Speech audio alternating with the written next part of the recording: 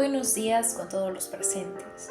A continuación, daremos redacción a un libro de autor Rudyard Kipling, una obra que narra en sí los hechos que suceden en la parte selva india, donde los personajes esenciales e importantes serán los animales, que junto con Mowgli, un personaje de manera especial, hace hincapié a los valores humanos y que con ayuda de los animales darán enseñanzas morales que a continuación podremos redactar y conocer para poder tomar reflexión y analizar cada acción y actitud que podemos tener frente a la vida. Ni más que decir, pasemos a redactar. El libro de la selva esconde misterios. Esos misterios los conoceremos en la siguiente redacción. La selva podrá tener leyes, historias aterradoras como magníficas y misteriosas. El libro de la selva contiene así 7 capítulos o 7 redacciones, que serán contadas por Rudyard Kipling en el siguiente libro, Libro de la selva. Así es como se empieza.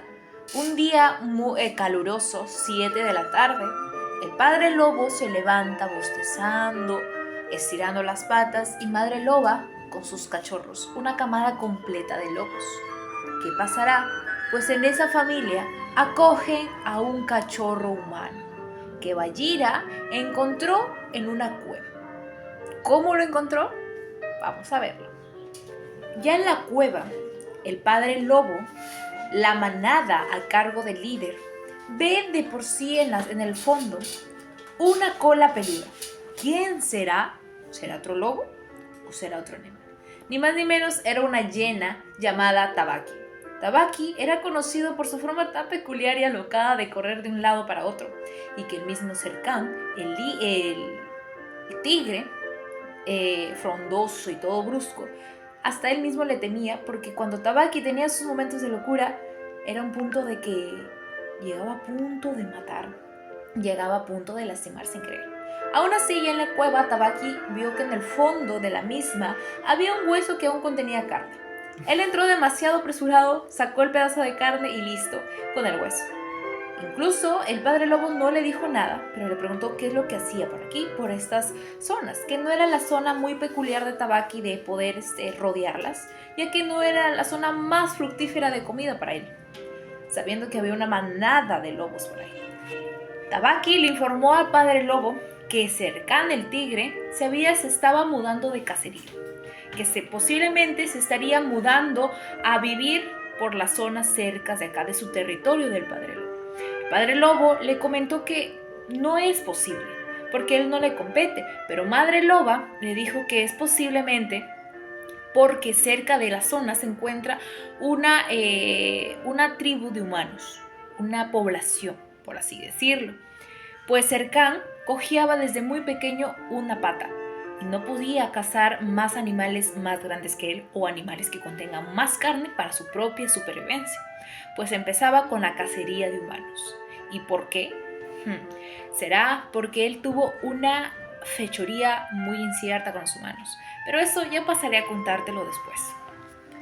Y a lo lejos se escucha un ronroneo de Shere Khan, un ronroneo escalofriante, pero a la vez inquietante. La ley de la jungla era muy clara: no podían comer carne humana ni atacar a los humanos por la misma, a menos que sea por ataque del humano al animal y el animal en defenderse. Era la ley de la jungla, ley de la naturaleza que todos los animales debían saber. Pero Shere Khan no obedecía. Shere Khan le daba igual las leyes. Y así es como él empezó con la cacería de humanos, a tal punto de poder hacer una pequeña trifulca con tal de matar al cachorro humano. Y más ni menos, llegada la noche en la cueva, padre lobo agacha la mirada y ve al cachorro humano, que era Mowgli, que fue traído por Bagheera, la pantera negra, que lo había encontrado cerca de la zona, abandonado y llorando. Justamente Bagheera recordó que había una camada de lobos que recién estaba iniciándose, una pareja de lobos que recién tenía sus nuevos cachorros y que posible el niño quería amamantarse. Entonces la llevó a la madre lobo y al padre lobo. Así es como se inicia la nueva familia de Mowgli. Y le pusieron ese nombre, obviamente, porque no sabían cómo se llamaba. Aún así, ya estando el cachorro humano con los lobos, el niño no sentía ni siquiera el miedo de poder ver a los animales. Sonreía, los miraba y se carcajeaba. Al padre lobo le dio curiosidad, le dio ternura y madre loba lo adoptó como uno más de sus hijos, siendo parte de la manada. Aún así, Mowgli, el cachorro humano, presentaba un poco de incertidumbre, que quería apartar a los demás lobos para poder solamente él estar en el pecho de la mamá, porque para él, madre lobo era su mamá. Pero que dentro de la cueva la luz de la luna se tapaba, se interrumpía por la cabeza de la sombra de Shere el tigre. Él pedía a gritos: entréguenme ese cachorro humano no es parte de su manada, entréguenlo porque es mi presa. Pero no era así.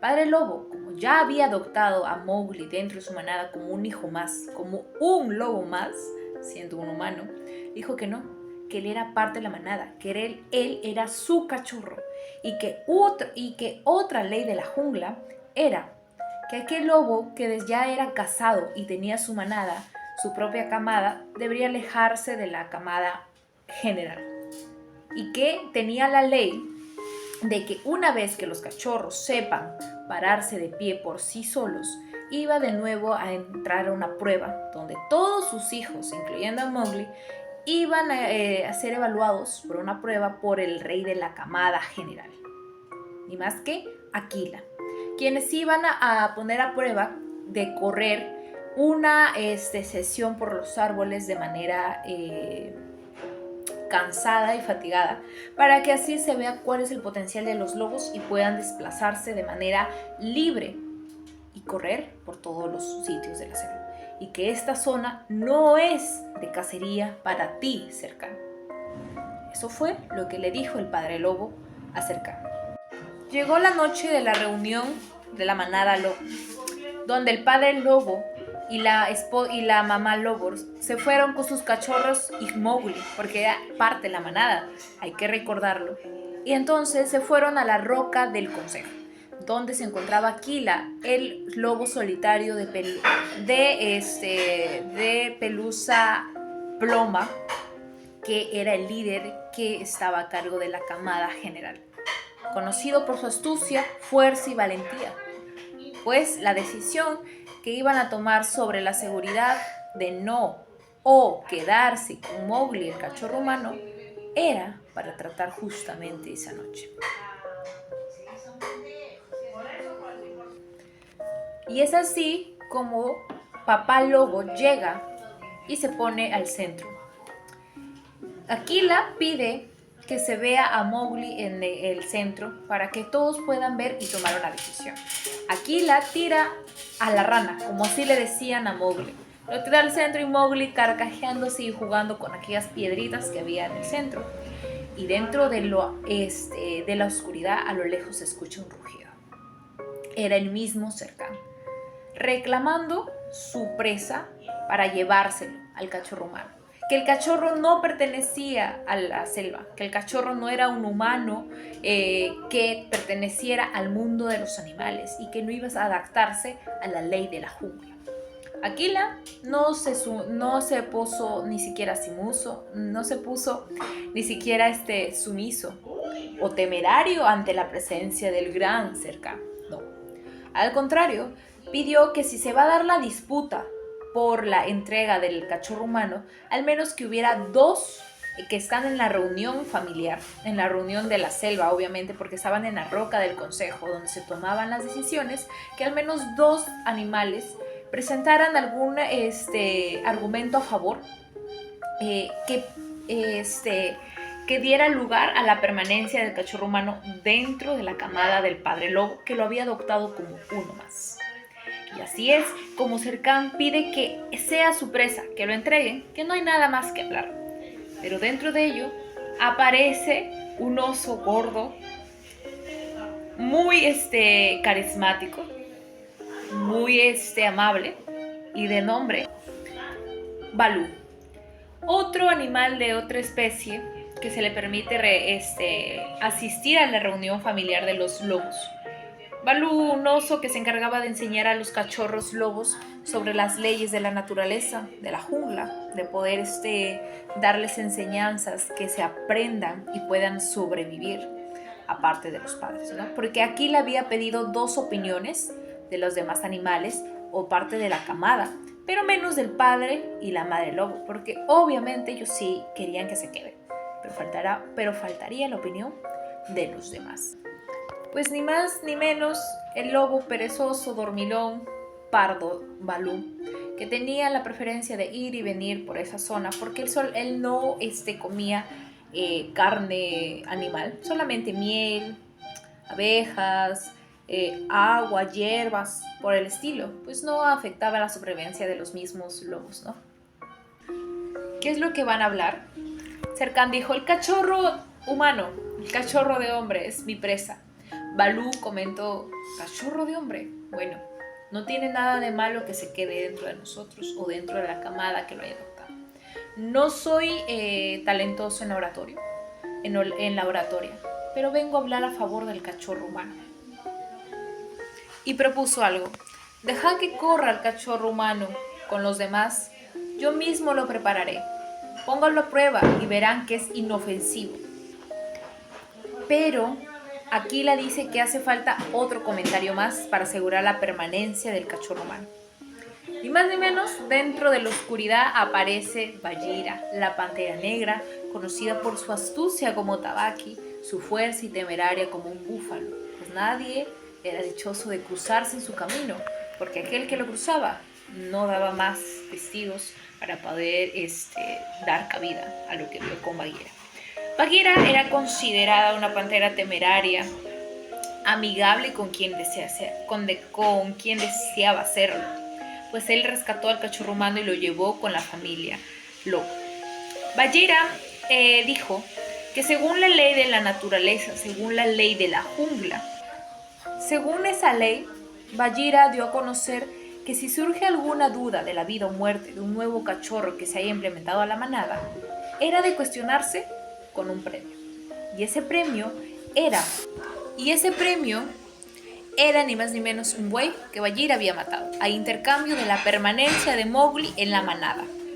Un buey que estaba a mitad, pero que estaba muy carnudo y que iba a satisfacer a la manada de lobos. Y así es como los lobos retrocedieron a buscar el buey y a devorárselo, y quedando solamente Bagheera, Mowgli, la manada de lobos y los cachorritos. Y a lo lejos se escuchaba el rugido temerario y frustrado de Serkan. Bagheera le dije: haces bien en rugir, porque ese cachorro humano, todo desnudo e inofensivo que ahorita, algún día crecerá y te hará rugir de otra manera, que no será la que tú desees. Y así fue como Serkan se retiró de la roca del consejo y Mowgli permaneció en la manada. Y pues así se asegura la permanencia de Mowgli por el precio de un buey y por las buenas palabras de Balú, el oso pardo y dormilón. Y así es como se inicia la supervivencia y adoptación de Mowgli en la manada de lobos. Y así fue como Mowgli pasó a ser parte de la camada lobo y ser aceptado en la jungla por las leyes mismas. Nació dentro de el sonido de los insectos, el sonido de los arroyos, cantos de los búhos y de los pájaros, el murmullo de las ardillas, el sonido de las rocas al pasar el río. Cuando tenía hambre, se iba Balú a comer miel y le daba un apetitoso miel combinado con nueces, que era lo más delicioso que Balú le recomendaba. Cuando estaba sucio, se meñaba entre los ríos, desnudo así como los demás lobos. Cuando tenía hambre, salía a cazar con sus hermanos lobos. Cuando tenía frío, la madre lobo lo regocijaba entre su pecho. Y si quería aprender a cazar, el padre lobo le enseñaba. Y así es como un consejo de Madre Loba a su mamá. Le dijo que Serkan no era una especie o un animal de coger, porque algún día, Mowgli, tú crecerás y matarás al Serkan. Y paso a eso, Serkan trata de escabullirse, subestimando y alardeando de las posibles características y habilidades de los lobos jóvenes que salían a cazar por esas zonas. Mientras Aquila se envejecía y se hacía más débil, el viejo Serkan también envejecía, pero su astucia era más poderosa que la vejez. Alardeaba a los jóvenes que quién como ellos son los cazadores, que necesitaba, que de joven era lo máximo. Y así es como poco a poco se iba ganando las mentes de los lobos jóvenes para poder orillarlos a su parte, para poder tenerlos a su favor y poder contener así al cachorro humano, que era su objetivo desde un principio.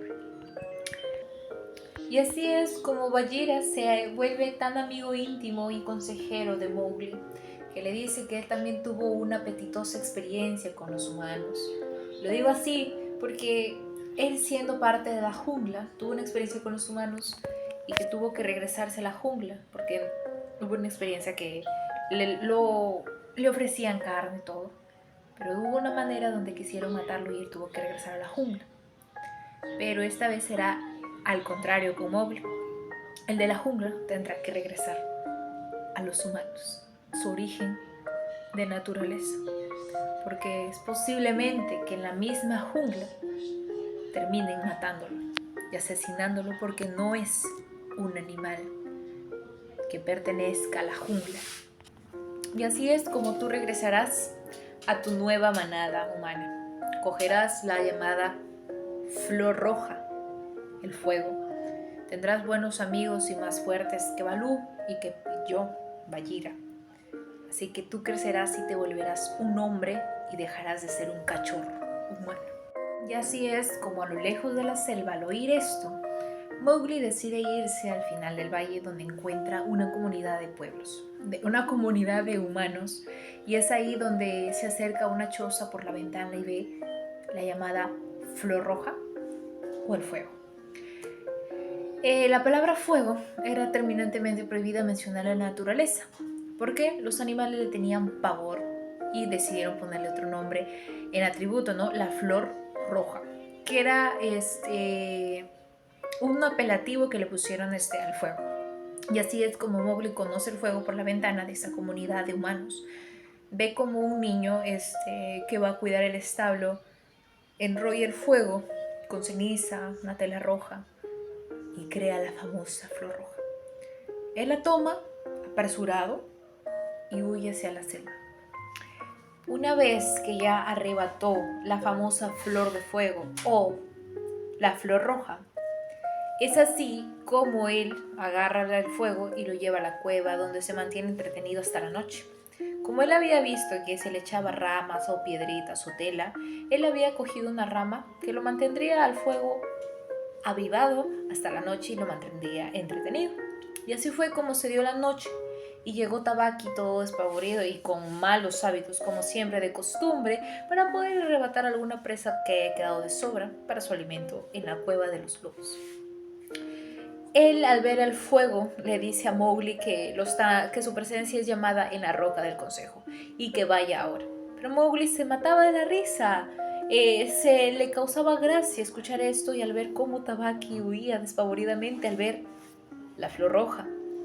Y así es como se dirige con su recipiente avivado con el fuego hacia la roca del consejo. Y una vez que Mowgli llega a la roca del consejo con recipiente, se sienta al lado de Bagheera, mientras Mowgli tiene el recipiente encima de sus piernas con el fuego. Se dice que si el líder de la manada, Aquila, ya estaba viejo, no podía cazar una presa que se encontraba ahí, había sido una prueba para ver si aún seguía siendo fuerte para poder liderar la manada. Pero como no podía cazar ni una presa, ni siquiera poder levantarse y atraparla, se le consideraba lobo muerto, pues no tenía las habilidades para poder liderar a la manada.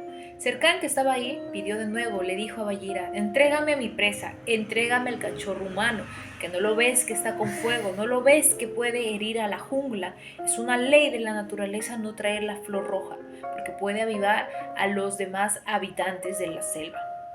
Y Aquila le dice que Mowgli no ha quebrantado ninguna ley de la jungla, porque no ha herido y ni siquiera ha utilizado el fuego.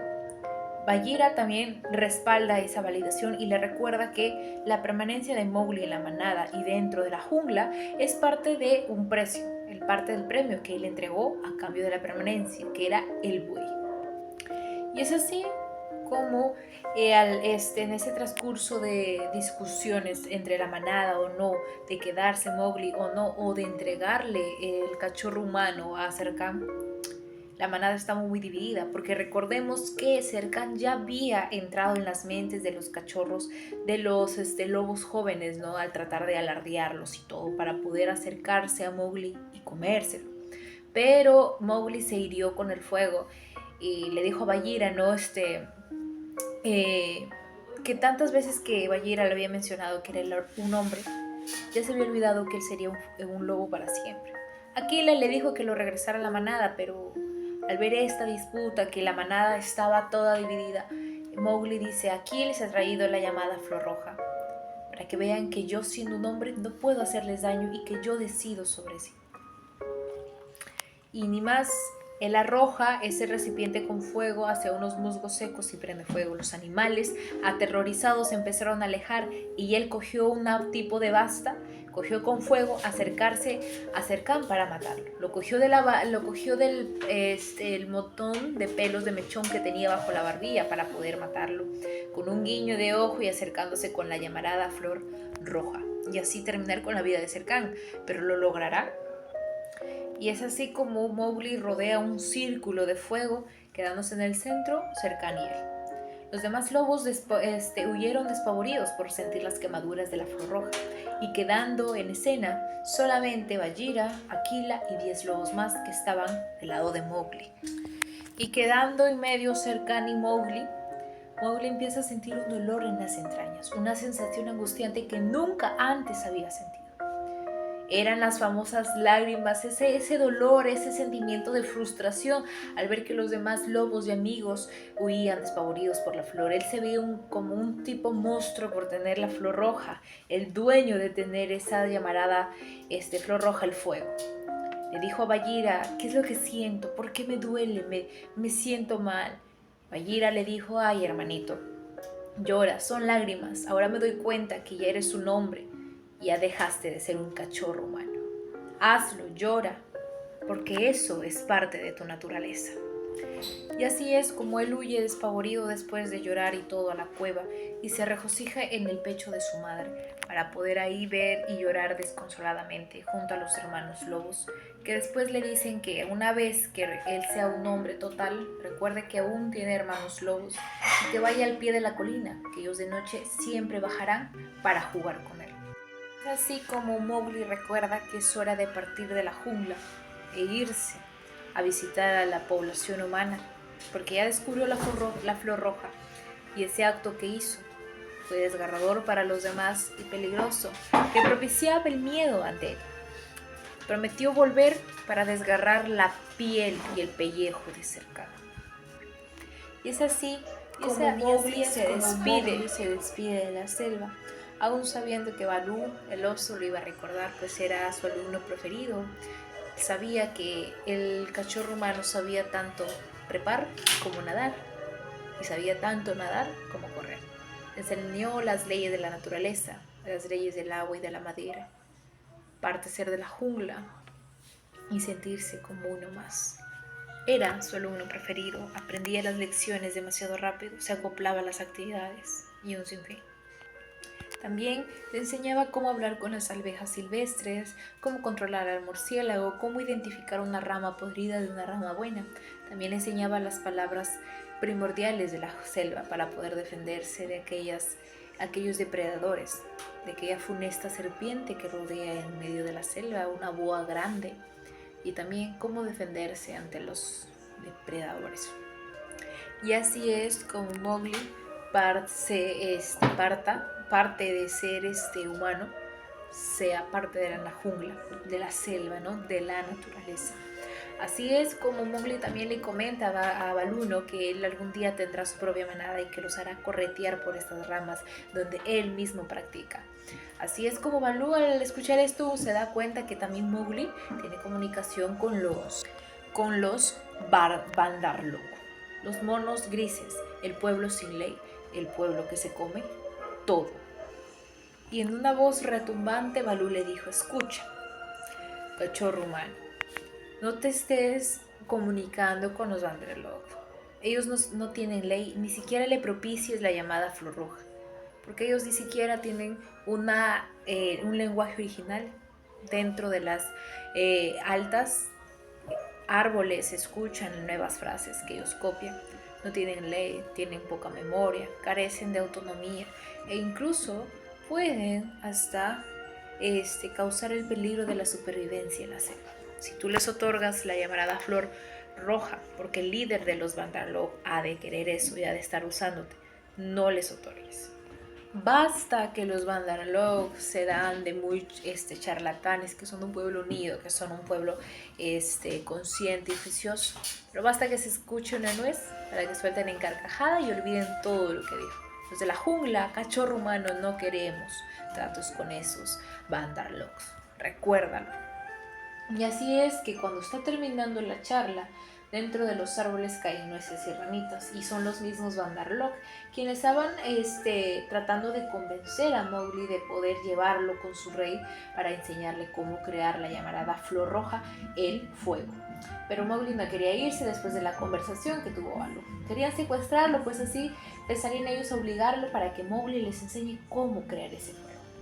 Y es así que después que ellos huyen, Baloo, Bagheera y Mowgli huyen de lejos de los Bandarlog, pensando que los habían pasado y que ya había pasado todo. Se quedaron dormidos y Mowgli, en medio de la pantera y el oso, durmió. Hasta que la mañana siguiente sintió que unas manos pequeñas pero fuertes, y sentía que ramas lo rodeaban por su cuerpo. Se levantó Mowgli despavorido, pues los mismos Bandarlog lo estaban llevando por la cima de los árboles, pues ellos ya tenían sus propios caminos, sus propios atajos, y que Bagheera no podía cruzar ni siquiera subir el propio Baloo y llevarlo hasta su rey para conseguir la llamarada flor roja. Y es así que dentro del hermoso cielo y el color azul del mismo, ve a Chil, un milano ave, que se acerca con un silbido despavorido hacia Mowgli, ahuyentando un poco y atormentando a los Bandarlog.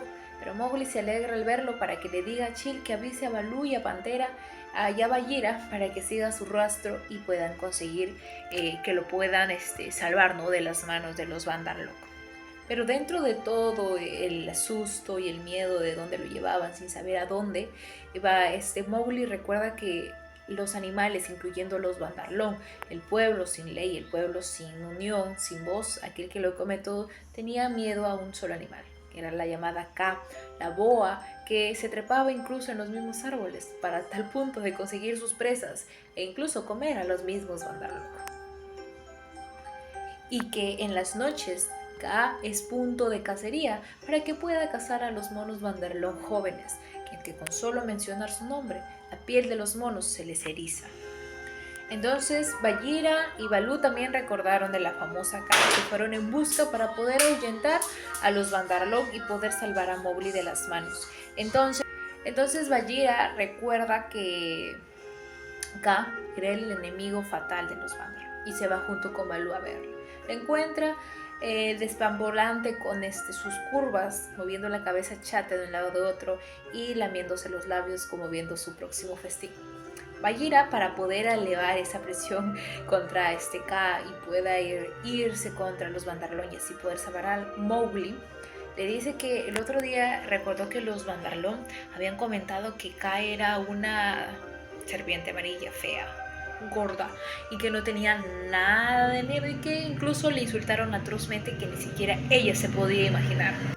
Así es como Baloo y Bagheera ven cómo la vieja boa y cautelosa como Ka se sumerge entre sí, cómo eleva los músculos para ver así el enfado que causaron y que ella misma se fuera contra los Bandarlog y así poder recuperar a Mowgli.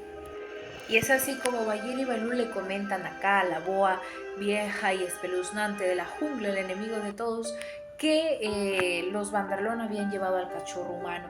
En eso llegando Chile, el Milano, para decirles que el rastro de Mowgli era cercano y que los llevaban hacia la tierra del rey de los Bandarlo, aquel que se llamaba a la ciudad de los monos, los Cubiles Fríos.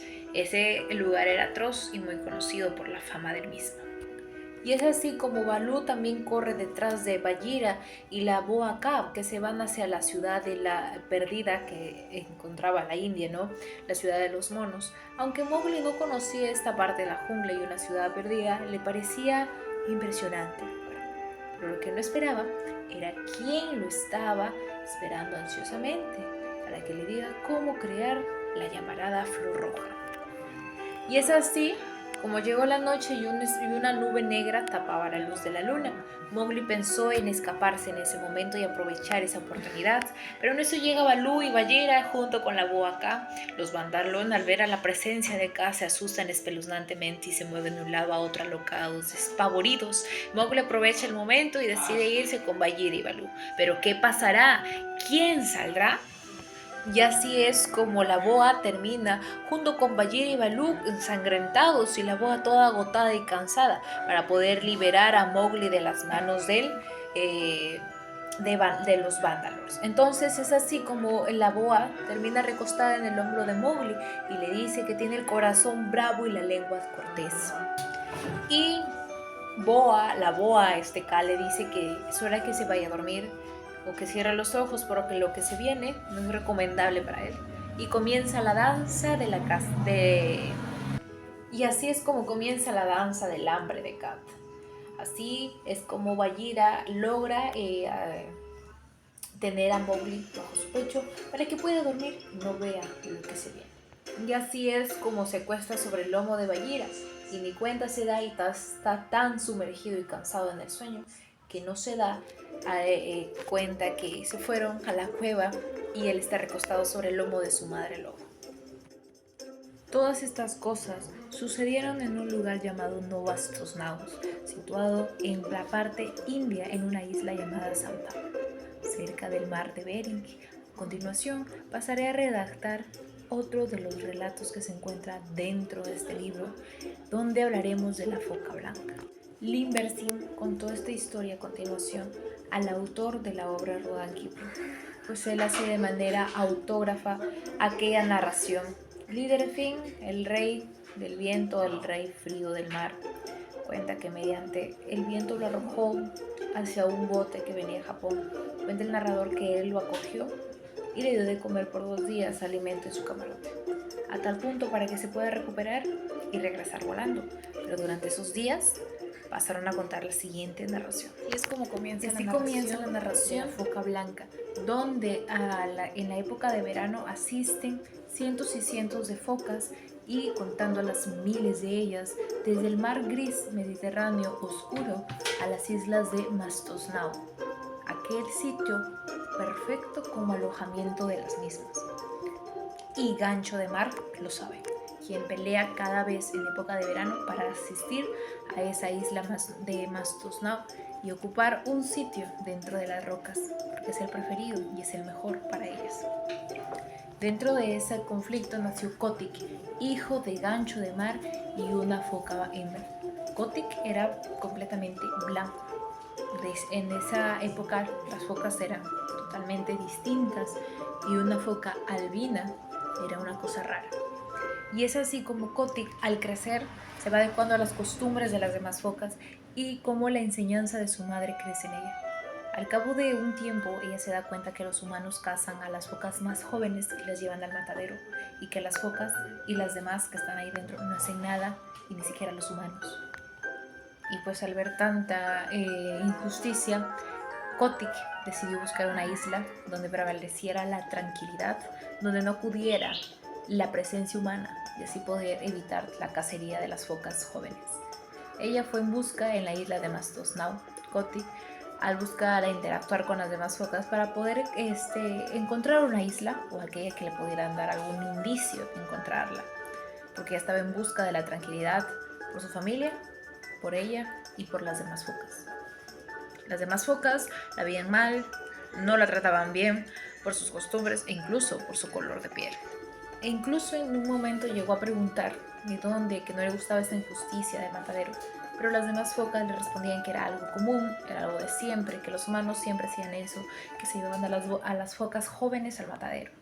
Pero la diferencia de Kotick y las demás focas era que Kotick había visto en presencia los ojos inundados de tristeza, cómo la llevaban al matadero a las focas jóvenes, cómo las mataban, cómo gritaban de dolor.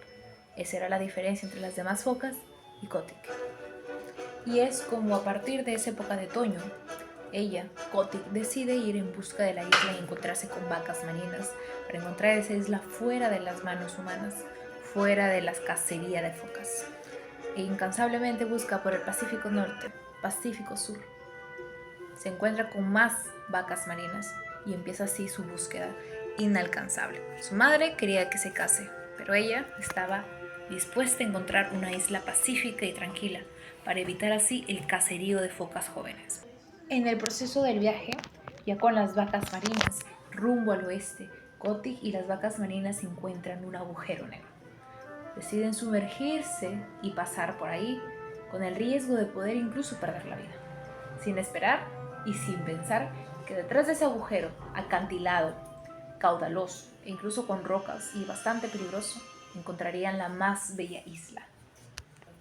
Kotick, alegre y entusiasmada, asiste de nuevo a las islas Nostasco, donde están su familia y donde están las demás focas, avisándole que había encontrado un lugar bello y una isla que no había sido tocada por la mano humana.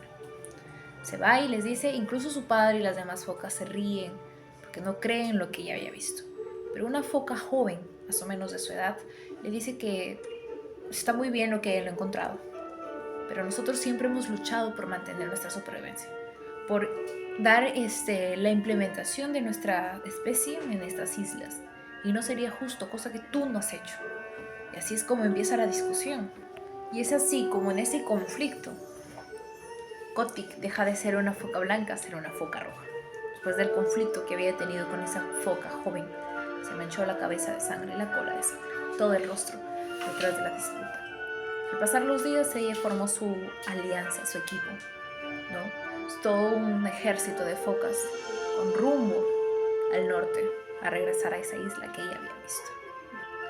Y así es como los Kurashiki y las focas siguen a Kotick, a ese hoyo negro, a ese acantilado, que al pasar se encuentran con una isla hermosa nunca antes visto.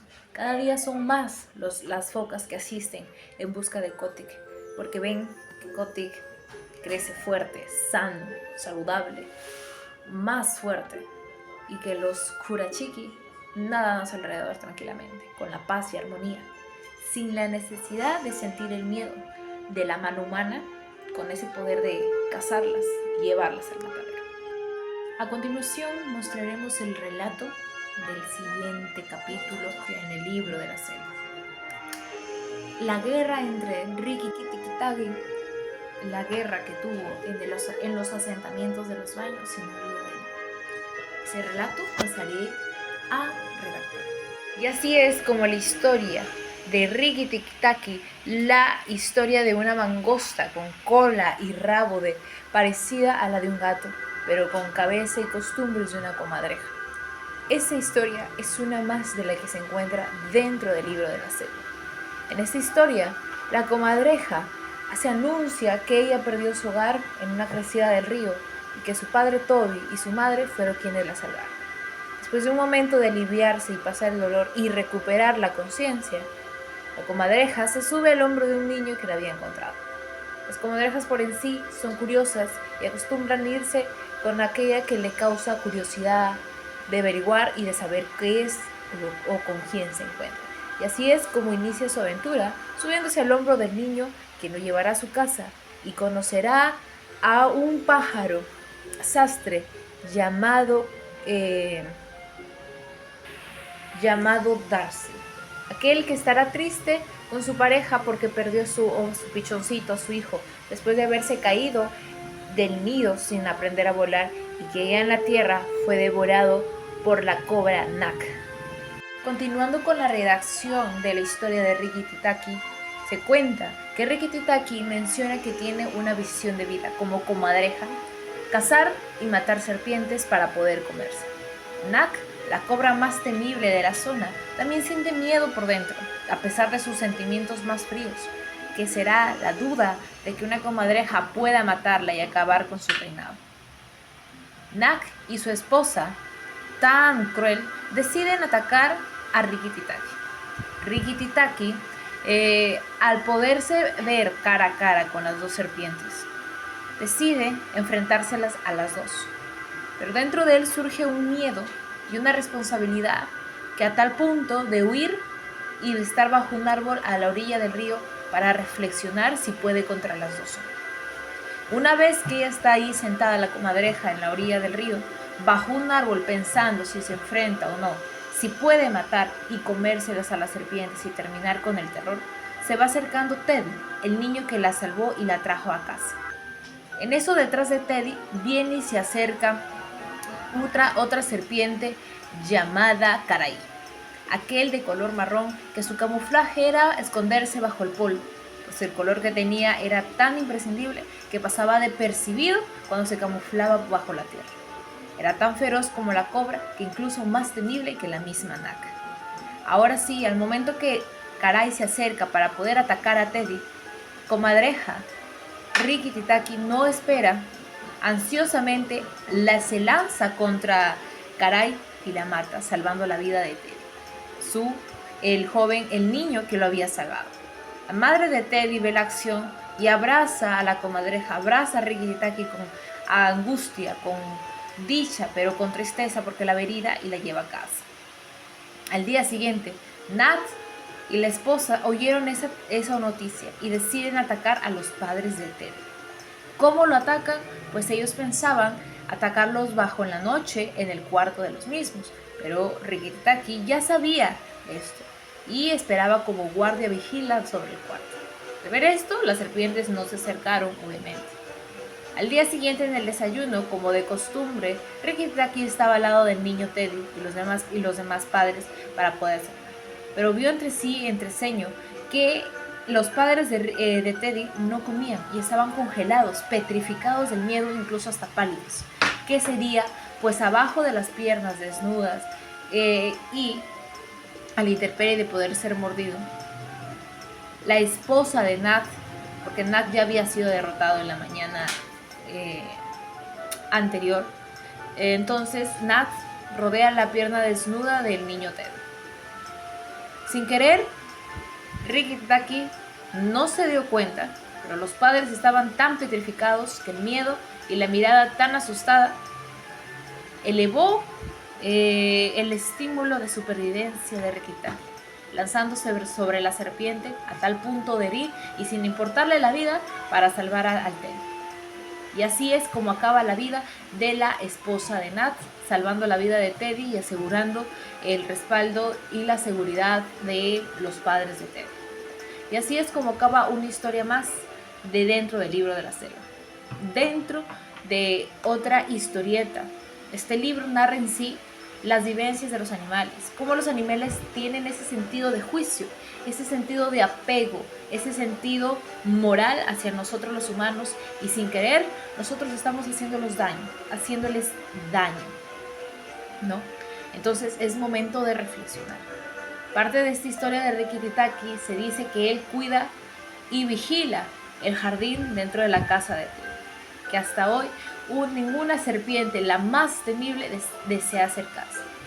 Rikki-Tikki venció a 3 serpientes, a Cobra y su esposa, los más temibles de la zona, y Karai, que era más poderosa y filosa que la misma Nat.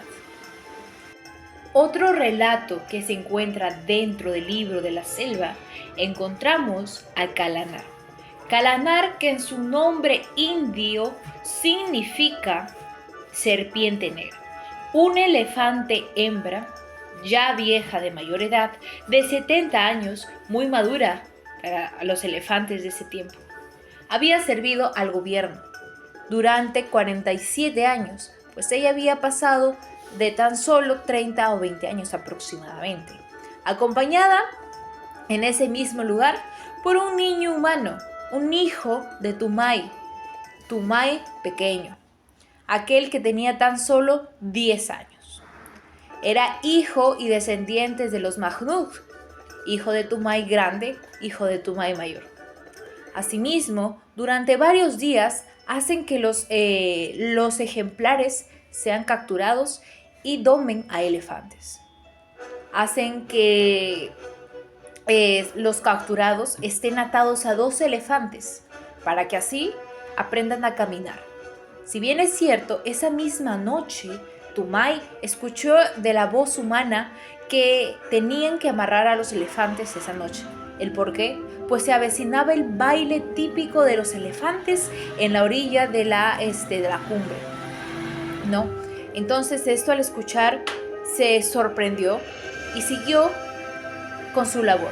El labor de Tumay era darle comida a todos los elefantes, en especial a Kalanar, que siempre se sentaba delante de ella con las piernas cruzadas y con un tamborcito que tocaba sin importar el ritmo o la melodía. Ritmo y melodía no se entendía, pero aún así Tumay seguía tocando. Le gustaba el sonido del tambor y así retumbaba en las orejas de Kalanar. Al oír esto, los elefantes poco a poco empezaron a hacer su típico baile, pero como estaban amarrados, se empezaron a caer uno sobre otro y a quedarse dormidos. Pero Kalanar siguió en pie, se desató y se fue, huyó.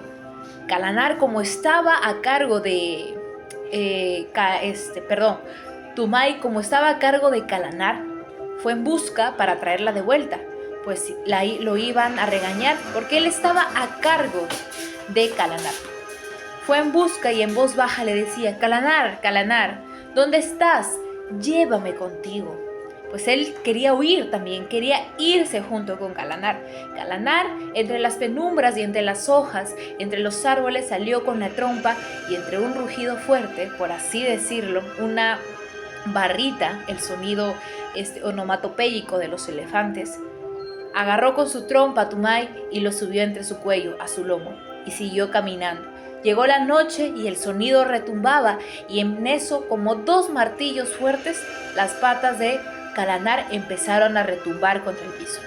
Dentro de las hojas y dentro de la jungla empezaron a salir más elefantes.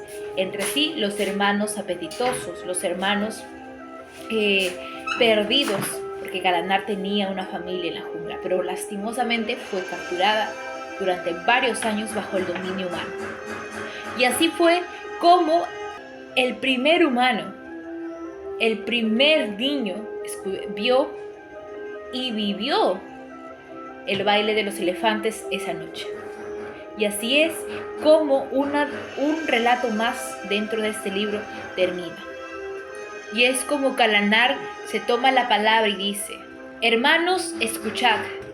A partir de hoy, Tumay, aquel niño que está acá, deja de ser un humano y a partir de ahora pasará a ser Tumay de los elefantes. Aquel hombre que nunca ha sido parte de la esclavitud animal. Aquel hombre que ha visto lo que nadie nunca ha visto: el baile de los elefantes. Bueno, terminando así la historia relatada, continuamos y volvamos al inicio, donde mencionamos a Mowgli, que dejaba la cueva de los lobos y mediante la mente toda pensativa, toda escandalosa, todo ansioso, decide irse por la llanura sin siquiera un pájaro poder interrumpirlo o distraerlo. Con un paso dominante, con la mente en conocer un nuevo país, completamente desconocido, era la comunidad que lo esperaba al seguir ese camino. Y así es como se da el último cuento, el Tigre, donde Mowgli atraviesa ese pueblo y encuentra reses, búfalos, becerros, vacas, donde se encuentra con pastorcillos, donde se asustan al mirarlo. Él sigue su camino, pero tiene hambre. Ve a un hombre y el hombre no le dice nada. Ve a un sacerdote y el sacerdote les dice: oh, es un hombre lobo, sin ni siquiera poder darle algo de comer. Dentro, a lo lejos, se acerca una mujer llamada Mesúa, que con tan solo mirarlo dice que tiene las mismas expresiones que su chico. Natu, su hijo, que había dejado, Mesúa era su verdadera madre. Aún así lo llevó a su casa, le dio de comer y todo, pero había palabras que Mowgli no entendía, incluso que la misma Mesúa, al poder expresarse, ni siquiera tampoco entendía. Mowgli dijo: qué tonto me siento. Lo mismo se sentiría un hombre estando en la naturaleza con nosotros. Caray, debo aprender el idioma, debo aprender a cómo hablar, expresarme, aprender algunas cosas. Seguro esta mujer me enseña. Y así fue como aprendió de ella al hablar, comunicarse, expresarse, algunas cosas. Aprendió de manera rápida. Y así es como, terminado el día, Mowgli no se acostumbra a dormir encerrado dentro de una casa, sino salir al césped afuera a dormir y ver así las estrellas. Dentro se acerca entre su mejilla un hocico gris y peludo, quien era uno de los hermanos, el hermano gris, quien le dice que Shere Khan ya estaba lejos y que había prometido volver hasta que crezca de nuevo su melena, su piel, pues que estaba demasiado chamuscado por el fuego que la flor roja había causado en él, y pues había prometido regresar por los huesos de Mowgli que iban a estar esparcidos por la jungla. Mientras tanto, pasaba el tiempo, Mowgli se hospedó en la comunidad con Mesúa y aprendió las costumbres humanas. Primero, a cómo llevar ropa en su cuerpo, cómo contabilizar el dinero, cosa que nunca aprendió, y cómo alabrizar, hacer las costumbres humanas de criar el ganado, de pastorear. Pero lamentablemente nunca aprendió, nunca se acostumbró, porque no le gustaba. Buldeo, una persona anciana, pero que comentaba las costumbres de los animales que tenían en la jungla. Al oír esto, Mowgli le molestaba porque algunas cosas no eran ciertas. Aún así, siguió hablando y Mowgli escuchando, pero bueno, no le gustaba, le molestaba demasiado. Y así es como de costumbre, Mowgli y su hermano Gris siempre se encontraban en la llanura, en la piedra donde siempre su hermano prometió verlo, en la roca del consejo, cuando ya se despedía y fue expulsado del seno de los lobos. Le dijo que siempre iba a esperarlo en esa piedra, en la llanura, cada vez que lo quiera ver todas las noches, y así fue. Dicho y hecho, así se cumplió. Pasada esa noche, Mowgli se encontró de nuevo con su hermano Gris y le comentó: ¿qué noticias me tienes de Shere Khan, hermano? El hermano le respondió: pues anda de regreso. Ha prometido sorprenderte y está ansiosamente por devorar tu piel y esparcir tus huesos, Mowgli. Entonces, al oír esto, Mowgli, ya más avanzado, ya más maduro y más confiado de sí, decide armar un plan junto con su hermano, y con ayuda de Aquila ayudan a dividir a los búfalos a la mañana siguiente. Pues le había dicho que le avise que Shere Khan estaba por ahí para poder emboscarlo junto con ayuda de los búfalos, becerros y vacas. Pues Mowgli no entendía el idioma de estos animales porque habían sido criados por humanos, y que aún así trataría por emboscarlo. Y dicho y hecho, así fue la mañana siguiente. El hermano Gris le comunicó que Shere Khan había terminado de cazar y que estaba muy lleno y que estaba reposando, pero que se estaba merodeando por la zona de los humanos y que iba a tratar de sorprender a Mowgli, pero que estaba muy lleno y que era imposible que saltara o cruzara. Armaron el plan junto con Aquila y su hermano Gris, dividieron a los búfalos y a las becerras y vacas a tal punto de rodear a Shere Khan que se estaba acercando a la comunidad humana. Al momento que se acercó, los becerros, los animales empezaron a abrirse y a formar un círculo. Pero en eso Mowgli, como sabía qué cosa los asustaba a estos animales que eran domados y ya domesticados por la mano humana, los asustó y empezaron a correr de un lugar a otro, los búfalos, becerros y vacas, terminando por aplastar a Shere Khan, quien por estar lleno ni siquiera podía saltar o morder o siquiera poder defenderse para poder salir. Aún así, dados los minutos, Shere Khan ya había muerto, terminado, aplastado, pisoteado por becerros, vacas y búfalos. Una emboscada exacta que Mowgli, Aquila y el hermano Gris habían planeado para matar. Cuando Shere Khan se encuentra ya en la tierra tirado, muerto, sin un respiro, Mowgli saca el cuchillo que siempre llevaba consigo. Empieza a despellejar la piel y así traerlo consigo como una oreja. Al ver esto significativamente Mudeo lo vio a Mowgli como un ser maravilloso que había sido transformado con dotes de animales, siendo parte de la naturaleza y transformado en un humano. en un niño de tan solo 10 años, ¿no? Posiblemente por lo que su edad lo amerita o algo. Pero, y así es como Mowgli termina con la capa de piel de Shere en su hombro. Akela lo sigue para llevarlo dentro de la comunidad humana, donde los pueblerinos lo reciben de mala forma, le dicen: sal, brujo, fuera, hombre lobo, ya vendrá el sacerdote y te convertirá de nuevo, no eres bienvenido aquí, lárgate fuera. Mowgli dijo: vaya, siendo hombre me despreciaron y ahora siendo lobo igual, no entiendo. Y se regresó a la cueva de lobos con Akela y su hermano Gris, y Mowgli llevando la piel de Shere Khan en su hombro.